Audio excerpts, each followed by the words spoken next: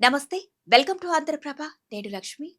ఎంత తెలివైన నేరస్తుడైనా సరే పోలీసులకు పట్టుబడాల్సిందే. తీగ లాగితే డొంక కదిలినట్లుగా ఘటనా స్థలంలో దొరికే చిన్న ఆధారంతో నేరస్తుణ్ణి కటకటాల్లోకి నెడతారు. కానీ ఇప్పుడు మనం చూస్తున్న చాలా కేసుల్లో అటు పోలీసు వ్యవస్థను, ఇటు న్యాయ వ్యవస్థను నేరస్తులు ఏమారుస్తున్నారనే వాదన వినిపిస్తోంది. దీనికి కారణం నేరస్తులు ఆధారాలను నాశనం చేయడమే. ఇలా అనడానికి కారణాలు లేకపోలేదు.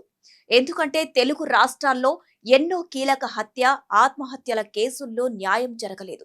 అప్పటి సినీ నటి ప్రత్యూష మృతి కేసు కానివ్వండి, బి ఫార్మసీ విద్యార్థిని ఆయేషా మీరా దారుణ హత్య కేసు కానివ్వండి, నిన్నటికి నిన్న గండికోటలో ఇంటర్ విద్యార్థిని వైష్ణవి హత్య కేసు వరకు అన్నింటిలోనూ కీలకమైన ఎవిడెన్స్ మాయమైంది.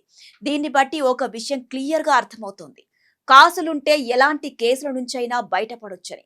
ఆ పూర్తి వివరాలేంటో ఈ వీడియోలో చూద్దాం.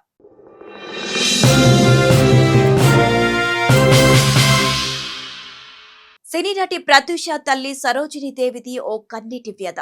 అటు ఆయేషా మీరా అమ్మ శంషాద్ బేగంది గుండెకోత. ఇద్దరూ ఉపాధ్యాయులే. తమ విధి నిర్వహణలో ఉత్తమ పౌరులను తీర్చిదిద్దారు. అందుకే చట్టాన్ని నమ్మారు. ఒకరు 24 ఏళ్లుగా, మరొకరు 19 ఏళ్లుగా న్యాయ పోరాటం చేస్తూనే ఉన్నారు. కానీ న్యాయదేవత మాత్రం కరుణించలేదు. దీనికి కారణం సాక్ష్యాలు కనబడకపోవడం. దీంతో నిజం మూగపోయింది. అందుకే ఈ కేసుల్లో అసలైన దోషులు ఇప్పుడు నిర్దోషులుగా మారారనే వాదనలు బలంగా వినిపిస్తున్నాయి. నిజానికి నటి ప్రత్యూష మృతి కేసులో 24 ఏళ్ల తర్వాత సుప్రీంకోర్టు తుది తీర్పు ఇచ్చింది. కానీ దీనిపై ఆమె తల్లి సరోజిని దేవి అసంతృప్తిని వ్యక్తం చేశారు.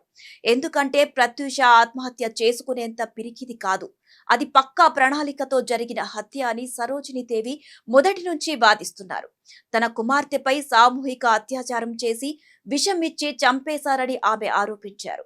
డాక్టర్ మునుస్వామి ఇచ్చిన తొలి పోస్టుమార్టం నివేదికలో మెడపై ఒత్తిడి వలనే మరణం సంభవించిందని, అత్యాచారం జరిగిన ఆనవాళ్లు ఉన్నాయని పేర్కొన్నారన్న విషయాన్ని ఆమె గుర్తు చేశారు.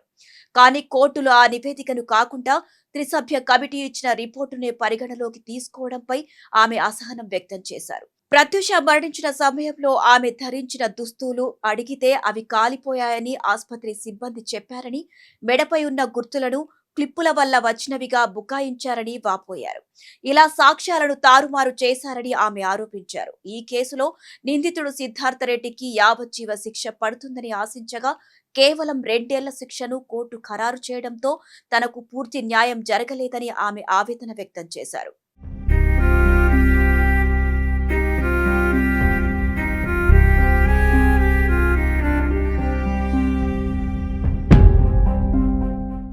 ఇక ఇటు ఆయేషా మీరా కేసు కూడా ఇలానే ఉంది. సిబిఐ కోర్టుకు సమర్పించిన దర్యాప్తు నివేదికపై ఆమె తల్లిదండ్రులు శంషాద్ బేగం, ఇక్బాల్ బాషా తీవ్ర అసంతృప్తి వ్యక్తం చేశారు.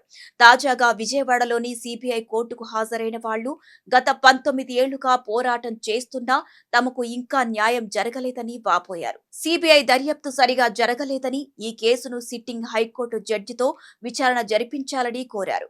రాజకీయ పలుకుబడి ఉండటంతోనే అసలు నిందితులను వదిలేసి కేసును నీరుగారుస్తున్నారని గతం నుంచి ఆయేషా మీరా తల్లిదండ్రులు ఆరోపిస్తున్నారు. ఈ క్రమంలోనే ఇన్నేళ్లుగా కోర్టుల చుట్టూ తిరుగుతున్నప్పటికీ తమకు న్యాయం జరగలేదని, ఇప్పటికైనా ప్రభుత్వం జోక్యం చేసుకుని నిజమైన హంతకులను శిక్షించాలని వారు డిమాండ్ చేస్తున్నారు.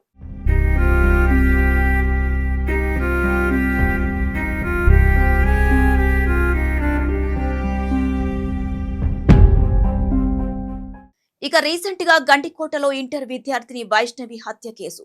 ఈ దారుణం జరిగి దాదాపు 8 నెలలు అయినప్పటికీ కేసు దర్యాప్తులో ఇప్పటి వరకు ఎలాంటి పురోగతి లేదు. గత జూలై 14న వైష్ణవి కాలేజ్కి వెళుతున్నారని చెప్పి ప్రియుడు లోకేష్ తో గండికోటకు వెళ్లింది. అలా వెళ్లిన వైష్ణవి మరుసటి రోజు 15న శవమై కనిపించింది. ఈ ఘటన 2 తెలుగు రాష్ట్రాల్లో సంచలనం రేపింది.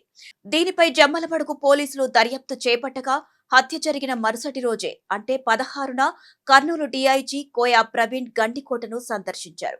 వైష్ణవి హత్య గురించి తెలుసుకున్నారు.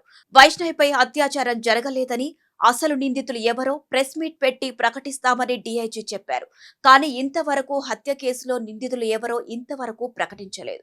కనీసం పోస్ట్ మార్టం నివేదిక కూడా ఇంతవరకు అసలు బయట పెట్టలేదు. ఈ క్రమంలోనే గండికోట హత్య కేసును మిస్టరీగానే మార్చాలనే ప్రయత్నం చేస్తున్నారనే సందేహాలు ప్రజల నుంచి వ్యక్తమవుతున్నాయి. అనుమానం ఉన్న వైష్ణవి సోదరుడు రెడ్డయ్య, సురేంద్ర, ప్రియుడు లోకేష్లను పోలీసులు కోర్టులో గుట్టు చప్పుడు కాకుండా హాజరుపరిచారు. ఈ క్రమంలోనే లైవ్ డిటెక్టర్ పరీక్షకు వాళ్లు అంగీకారం తెలిపినట్లు వార్తలు వచ్చాయి. కానీ అధికారికంగా మాత్రం ఈ విషయాన్ని పోలీసులు ప్రకటించలేదు.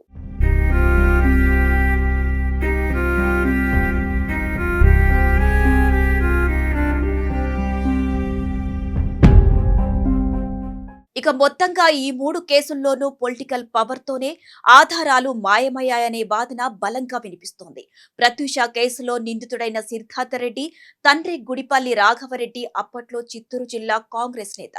ఈ నేపథ్యంలోనే రాజకీయ బలంతో సాక్ష్యాలను తారుమారు చేశారని బాధితురాలు సరోజినీదేవి ఆరోపిస్తున్నారు. నిజానికి సరోజినీదేవికి ఉన్న ఒక్కగానొక్క ఆధారం ప్రత్యూష మృతదేహం. కానీ కుటుంబ సాంప్రదాయం ప్రకారం ప్రత్యూషకు దహన సంస్కారాలు జరిపారు. ఇక సిబిఐ కూడా ఆధారాలు లభించకపోవడంతో ఈ కేసును ఆత్మహత్యగానే ధృవీకరించారు. ప్రేమ పేరుతో పెళ్లి జరగదని ఆత్మహత్య చేసుకోవటానికి ప్రత్యూష అంగీకరించదు. ఎందుకంటే నటిగా తనకు మంచి భవిష్యత్తు ఉంది. కానీ సిద్ధార్థ రెడ్డితో 15 నిమిషాలు మాట్లాడడానికి వెళ్లిన ప్రత్యూష పురుగుల మందు కలిపిన డ్రింక్ తాగడం వలన చనిపోయింది. అంటే అక్కడ సిద్ధార్థ రెడ్డి ఆత్మహత్య గేమ్ కు ప్లాన్ చేసి దాన్ని తూచా తప్పకుండా అమలు చేశాడు. అంటే ఇది ముమ్మాటికి ఆత్మహత్య పేరిట చేసిన హత్యే. ఇక ఆయేషా మీరా కేసు దర్యాప్తులోనూ పొలిటికల్ పవర్ పనిచేసింది. అప్పటి సీఎం వైఎస్ రాజశేఖర్ రెడ్డిని ప్రసన్నం చేసుకోవటానికే పోలీసులు, ఉన్నతాధికారులు తంటాలు పడినట్లు ఆరోపణలున్నాయి. ఆయేషా మీరా కేసులో ఆధారాలను మాయం చేసింది పోలీసులేనని, అసలు నిందితులకు అండగా నిలిచింది వాళ్లేనని ప్రజలు ఇప్పటికీ వాదిస్తున్నారు. కానీ కోర్టులో నిజం చెప్పే సాక్షులే లేరు. అందుకే న్యాయదేవత కూడా బాధితుల వైపు కళ్ళప్పగించి చూస్తోంది కానీ న్యాయాన్ని చేయలేకపోతుందని జనం వాపోతున్నారు.